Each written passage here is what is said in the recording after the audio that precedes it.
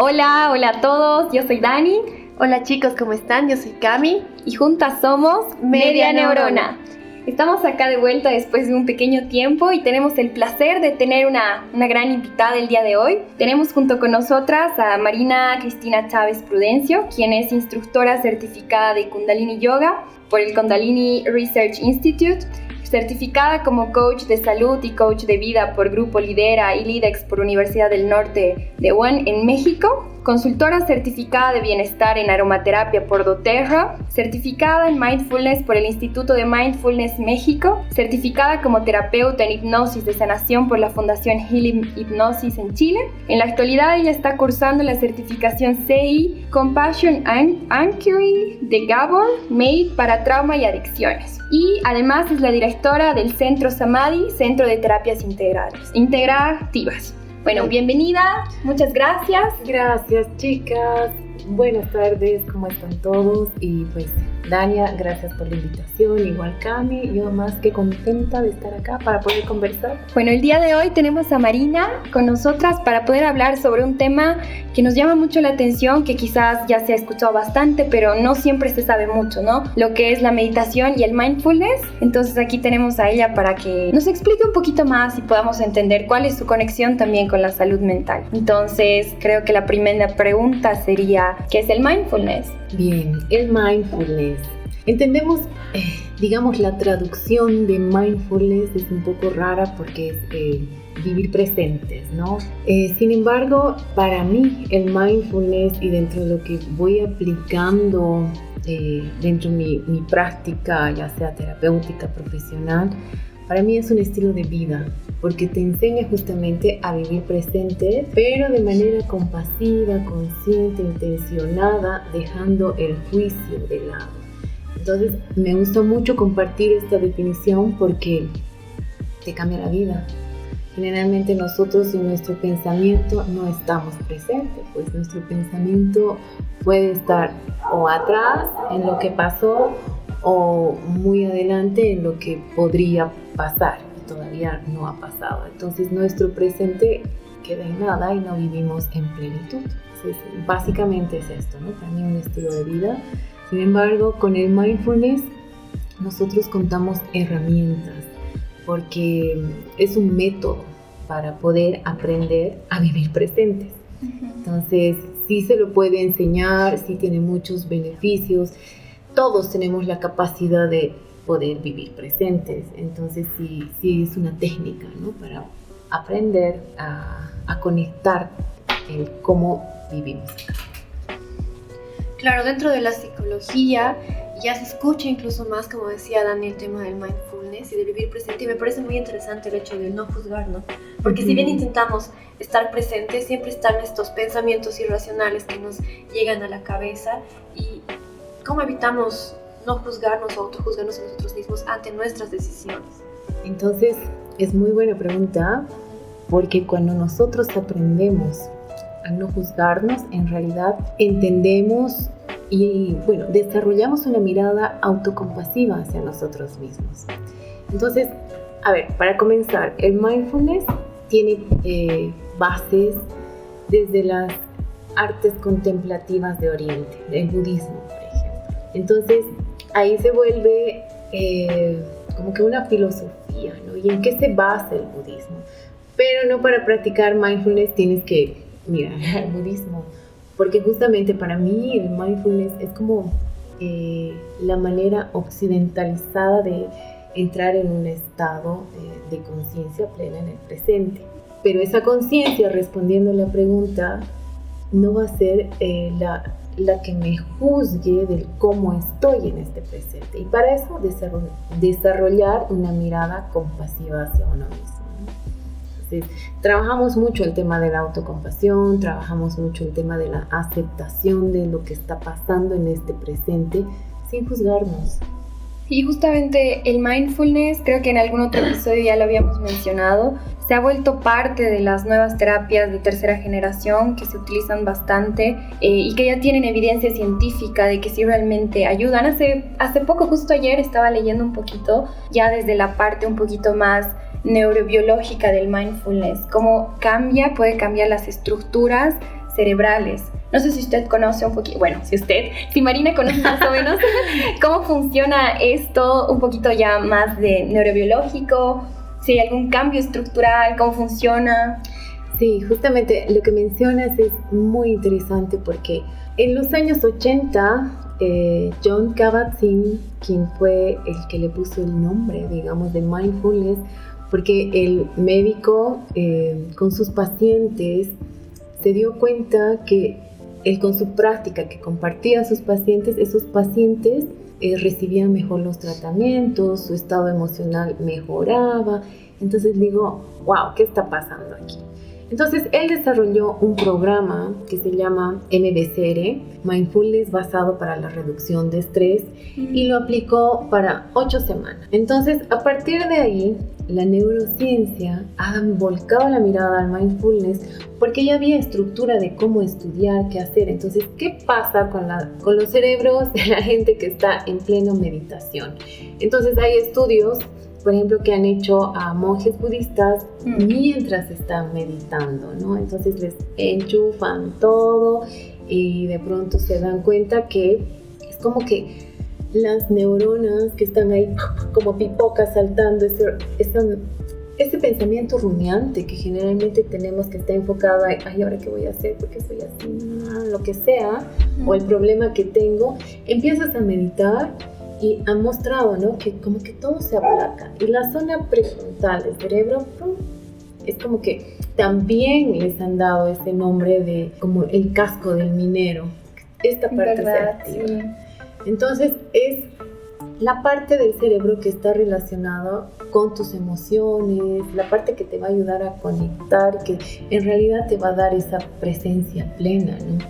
Entonces no vamos separados, y eso es lo lindo ahora que con la ciencia, con la neurociencia, incluso hay estudios de la neurociencia de la meditación. La Nazaret Castellanos es así top, yo la admiro muchísimo y me encanta la forma que ella explica qué sucede cuando nosotros estamos meditando.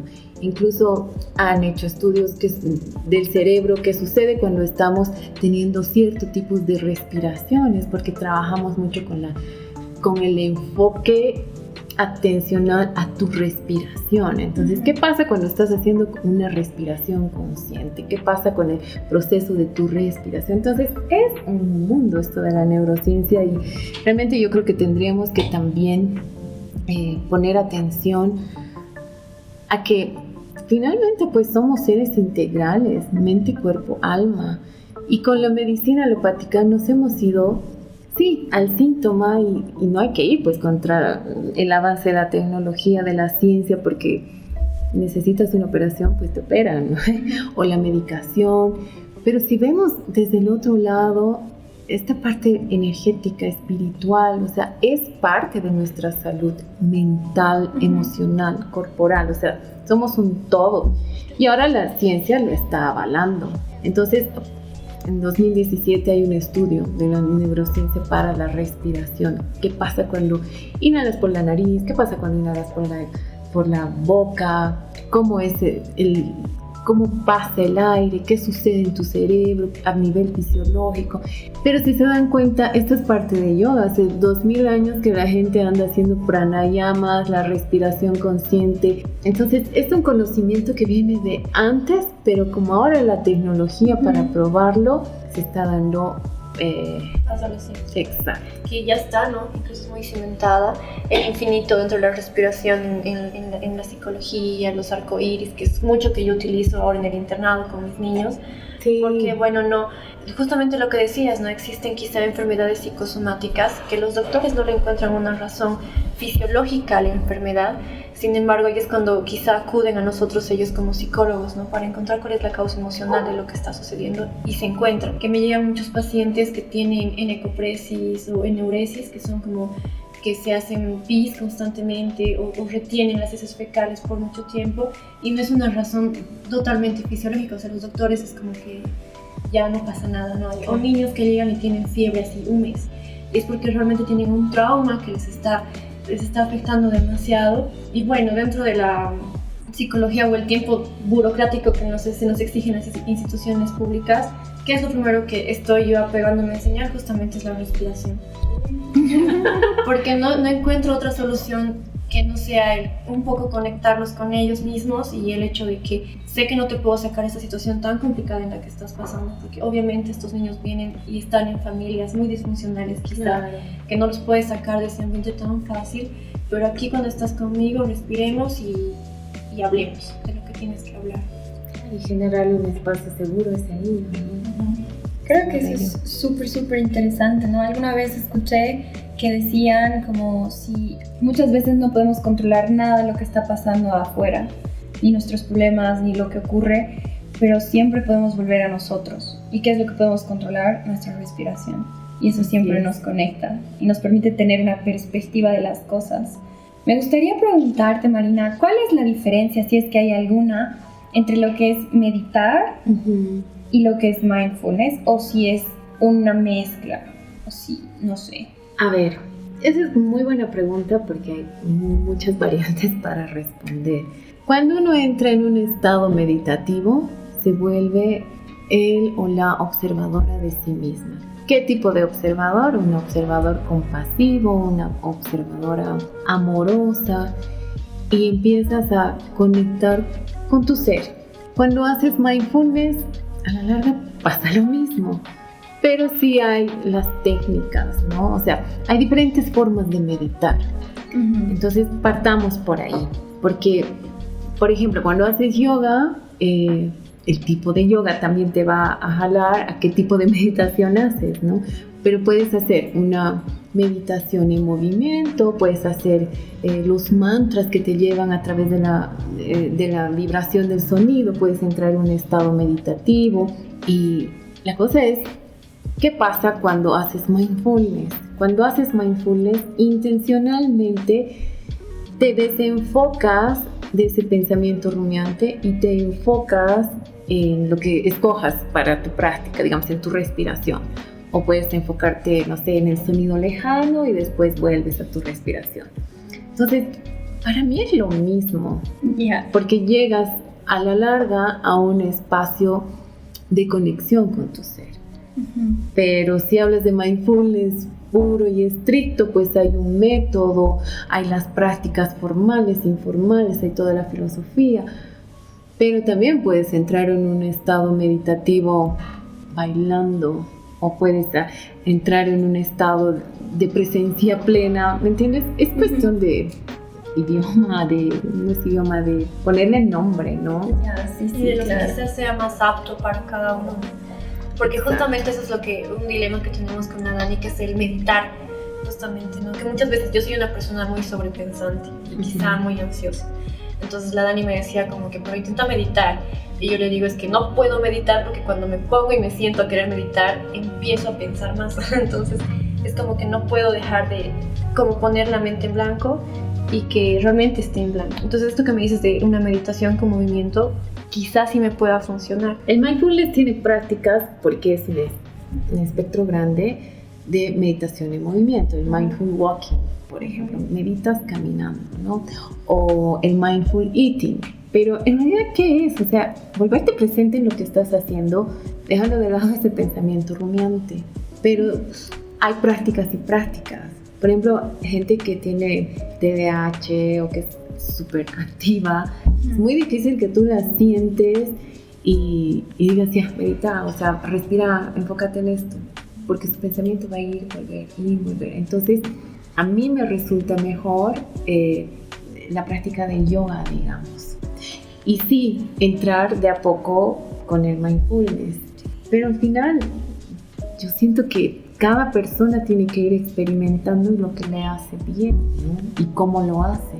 Entonces, hay gente que sí, digamos, ha hecho una práctica de Kundalini Yoga, como les decía antes de entrar en la conversación ya de este espacio.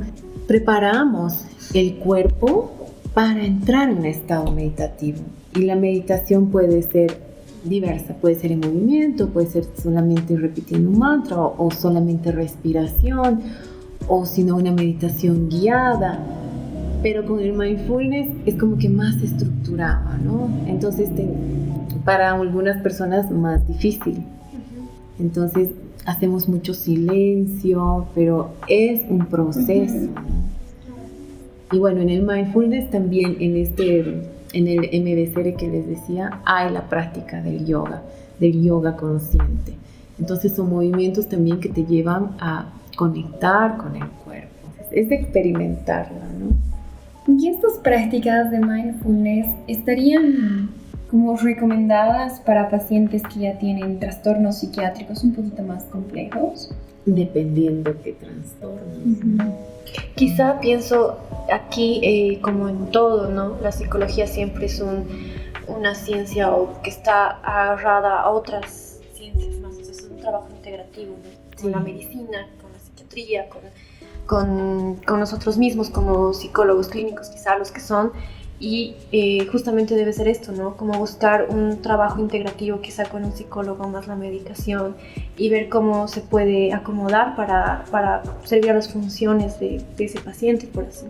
Exacto. Entonces, de la manera que a mí me gusta trabajar y siempre le explico, es todo lo que hacemos en el Samadhi es integrativo y es complementario a lo que es la medicina alopática.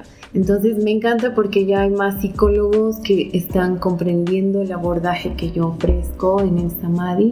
Y también me apareció un psiquiatra y he dicho, wow, qué bien, porque, o sea, si estás totalmente desregulado, o sea, vas a necesitar una medicación por un tiempo, pero esa no es la solución, tiene que tener un acompañamiento, terapia, ¿no? Claro. Entonces, y ahí vamos viendo. También me ha pasado que sí he tenido pacientes ya con psicopatías y yo no los puedo tratar, ¿no? Y el mindfulness es una herramienta más, pero no es la terapia como tal.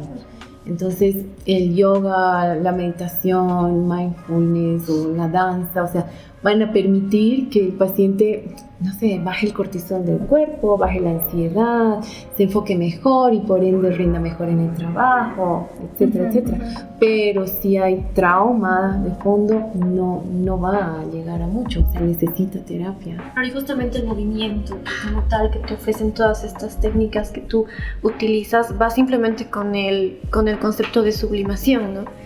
Como que tú sublimas mediante tus movimientos, ya sea ejercicio, baile. Los que no hacemos tanto ejercicio, quizá el yoga nos pueda funcionar, las meditaciones conscientes nos puedan funcionar. Entonces sí son alternativas que son muy útiles aprenderlas para justamente ver a cómo nos acomodamos a ellas y tener un tratamiento funcional, ¿no? Integrativo.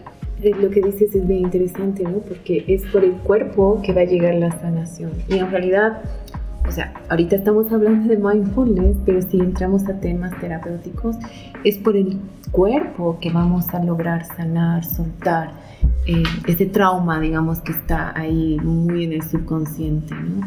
Porque es ahí donde se va a quedar grabado, es en tu soma, es en tu corporalidad, pero no solamente físico, ¿no? Entonces, somos integrales, vuelvo a decirles, mente, cuerpo, alma, pero donde queda registrado todo es en este cuerpo. Entonces es a través del cuerpo que soltamos y sanamos. Entonces las terapias que yo acompaño son terapias psicosomáticas. Entonces es otro el abordaje que tiene la psicología clínica como tal. Sin embargo, complementa. A mí me ha pasado que psicólogas que mandan a sus pacientes y su sesión como que avanza más rápido con el paciente, sana más rápido. Claro, porque justamente se vuelve un todo. Exacto. ¿Será que nos puedes explicar un poquito qué otro tipo de terapias alternativas trabajas en Samadhi? Mi pilar fundamental es la hipnosis de sanación, que básicamente es la neuroprogramación consciente, porque aquí hay que hacer así entre comillas, no es la hipnosis clínica en la que no dejas de estar, o sea, dejas de estar consciente. Entonces, a través de una inducción con una meditación profunda, entras en ese estado de relajación profunda y es ahí donde entramos en un trance consciente. Y es ahí donde conectamos, digamos, con tu subconsciente y tu percepción se activa. ¿Y cómo se activa? A través de tu kinético, digamos, tu cuerpo o imágenes, todos tus sentidos. Entonces, a partir de ahí empezamos a hacer una conversación y es con las preguntas que empezamos a indagar controlar hasta donde nos lleve, ¿no? Entonces la hipnosis es una hipnosis de sanación, hay que aclarar. Es una terapia que te permite también recorrer por tu espiritualidad, porque maneja 4 campos, ¿no? Podemos hacer regresiones, y al hablar de regresiones es un mundo también, ¿no? Porque podemos ir a lo que es tu juventud, tu niñez, tu vientre materno, y a partir de ahí podemos hacer, si crees en vidas pasadas, o podemos hacer todo tu linaje, sanar, no sé, pues, en relaciones de tu linaje femenino, linaje paternos, tu árbol genealógico, o sea, todo lo que está para atrás. Después podemos hacer progresiones, es decir, podemos proyectarnos al futuro, pero como el futuro no existe, lo que estás es haciendo una proyección en base a la creencia que tienes en este presente. Y si, digamos, no te gusta lo que ves o te causa algo, pues trabajas en tu presente. Y en realidad es eso, todo viene al presente. Y otro campo de la hipnosis que es bien interesante y es como que el más espiritual es el campo multidimensional. Y en este campo es súper lindo porque apela mucho también a las creencias de cada persona, ¿no? Entonces la persona puede hacer conexión, no sé, con sus ángeles, con sus guías, o de pronto sale que sus abuelos son sus guías y tienen encuentros. Se puede encontrar con seres queridos, sanando duelos, hacer cierres de situaciones, o de pronto encontrar propósitos de vida. Es muy bello este campo multidimensional. Y ya después lo que se está haciendo ahora, justamente más abocado de la mano de la ciencia, es trabajar los cuerpos del ser. Por ejemplo, viene una persona, no sé, con hígado graso. Entonces vamos, ¿por qué tienes ese problema? Y entramos en hipnosis y es como que su cuerpo va respondiendo, ¿no? Porque es apelar a la sabiduría del ser. Entonces se dice que toda hipnosis es una autohipnosis y hacemos el acompañamiento para su autosanación. Entonces es cambiar la perspectiva de lo que es la medicina, la relación con la medicina que tenemos, ¿no? Porque si se pone a pensar, nosotros vamos al médico y sí, queremos que nos curen una dolencia. Entonces, ya, cúranos, danos la medicina, pero ¿quién se toma la medicina? Eres tú. Entonces, ¿quién se cura? Nosotros mismos, ¿no? Entonces, esa es una herramienta, digamos, principal que tengo en el Samadhi. Sin embargo, no es la única, ¿no? Me gusta mucho trabajar con la aromaterapia, que ese es un mundo también, los aceites, yoga terapia, como les decía, casos de ansiedad, casos de gente con mucho estrés. O sea, ya, habrá el problema que tenemos que ir diluyendo, pero vámonos a lo práctico. Respiraciones concretas para bajar los niveles de estrés. Y lo hacemos. Entonces les enseño a respirar y ahí podemos trabajar temas de insomnio, depresión. Y ya yendo más profundo todavía, pues ahora estoy haciendo todo lo que es trauma y estoy en plena formación. Es una formación hermosa con Gabor Maté, en la que les decía, es una terapia psicosomática, pero en realidad no es una terapia, es un enfoque terapéutico. Entonces te enseña a ser terapeuta desde la línea que tú tengas. Y es muy lindo porque te enseña la mirada compasiva a tu paciente, pero a ti también como terapeuta, porque pasan cosas. Claro, siempre es una conexión con el otro. Sí, entonces es muy bello porque vas sintiendo, ¿no? ¿Qué te gatilla a ti como terapeuta con lo que te está contando tu paciente? Entonces, esa plan también de preguntas, pero desde una mirada muy amorosa, ¿no? Entonces ahí entra la compasión, ahí entra el no juzgar, ahí entra la escucha activa, pero de realmente estar presente, porque lo que siempre necesitamos es saber que estamos seguros, ¿no? Entonces se generan esos espacios de seguridad, pero más allá de la técnica. Entonces yo estoy aprendiendo a ser terapeuta, pero desde esa mirada, ¿no? Sin mucho pensar en, esta es la técnica, paso 1, paso 2, paso 3. Entonces es imaginar que es un pantano, tienes que ir con tu paciente de la mano y ver por qué piedras, cruzas, para que no te enlodes, ¿no? Y tú le estás acompañando a tu paciente. No es que le estás diciendo ve por allá, sino tú también te pasas, ¿no? Entonces, yo estoy viendo buenos resultados y me encanta, y en realidad yo he encontrado mi propósito, ¿no? En esto, en hipnosis. Y bueno, esas son las prácticas que hacemos. Y bueno, más allá de lo que yo pueda hacer, cuento también con una muchacha que hace acupuntura, otra chica que hace masaje tailandés, y todos los terapeutas que puedan venir al Samadhi y compartir su práctica, ¿no? Entonces, como que abierto también a probar otras prácticas, ¿no? Porque son caminos. Entonces, yo puedo tener este camino, pero de pronto no resulta para todos. Me parece súper interesante que lo podamos compartir aquí en este espacio, porque justamente es interesante tener una visión bastante integral de diferentes cosas, amplias, porque en salud mental tenemos diferentes enfoques psiquiátricos, psicológicos, complementarios. Entonces, si podemos conocer cada uno de ellos, quizás podemos tener mucha más variedad y saber qué es lo que hay, dónde puedo ir, quizás ver con qué me siento más cómodo. Y creo que es algo súper importante eso de que la medicación puede que algunas personas tengan que tomarlas de por vida dependiendo a las situaciones que tengan, pero todas estas terapias alternativas también les acompañan, como bien dices. No resuelven los problemas ni cambian sus diagnósticos, pero quizás cambian un poquito su calidad de vida y cómo afrontan los momentos de ansiedad, de crisis, que creo que es bien importante, y saber qué hay en Sucre, ¿no? Y por eso igual queríamos que estés acá en Media Neurona, para que los que nos escuchan sepan que hay estos espacios, que no siempre es ir al doctor, o también es ir al doctor y también probar algo nuevo. Claro, yo voy trabajando, hay una chica ginecóloga que me manda a sus pacientes y me encanta, porque ella se ha dado cuenta que muchos de sus pacientes tienen el tema nervioso, ya sea, digamos, embarazada o situaciones ya que sus análisis están limpios, es mero emocional, y está haciendo terapia, pero siente que falta algo más.